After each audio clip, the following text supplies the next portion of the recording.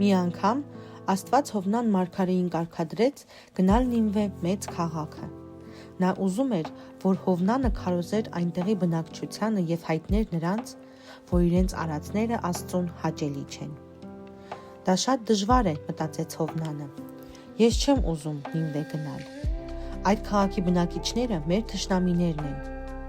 Նա մի նավ նստեց, որը որքան հնարավոր էր, նրան պիտի հեռացներ Նինվեից։ Սակայն երբ նավը դուրս եկավ բաց ծով, փոթորիկ սկսվեց։ Փայլատակում էր կայծակը։ Նույնիսկ շատ բան տեսած նավաստիները սկսեցին վախենալ։ Որպեսզի նավը թեթևանա, նրանք նավի ապրանքները թափեցին ցած, սակայն ոչինչ չօգնեց։ Կապիտանը տեսավ Հովնանին եւ ասաց. Ես գիտեմ, որ դու մարգարե ես։ Խնդրիր քո Աստծուն, որ փրկի մեզ։ Հովնանը պատասխանեց. Գցեք ինձ ծովը եւ փոթորիկը կհանդարտվի։ Փոթորիկը սկսվեց իմ պատճառով։ Հովնանը գիտեր, որ մեղք էր գործել Աստծու առջև։ Նավաստիները Հովնանին գցեցին ծովը։ Նա սկսվեց սուզվել ծովի սառը եւ մութ ջրերի մեջ, բայց չխեղդվեց։ Աստված նրան փրկելու համար մի մեծ ձուկ ուղարկեց, որը կուլ տվեց Հովնանին։ 3 օր Հովնանը մնաց ձկան փորի մեջ։ Այնտեղ այնքան էլ հարմար չէր, մութ էր,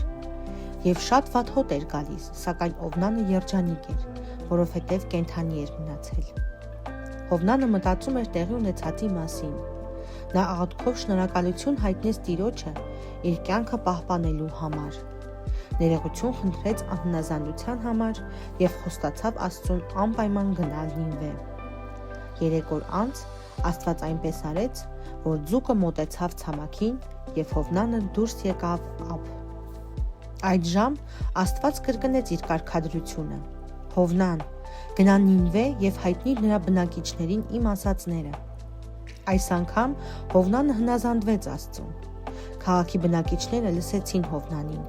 Նրանք սղճացին իրենց արածների համար եւ խնդրեցին Տիրոջը ներել իրենց։ Հովնանը կարևոր դաս ստացավ։ Նա հասկացավ, որ Աստծուց փախչել չի կարելի։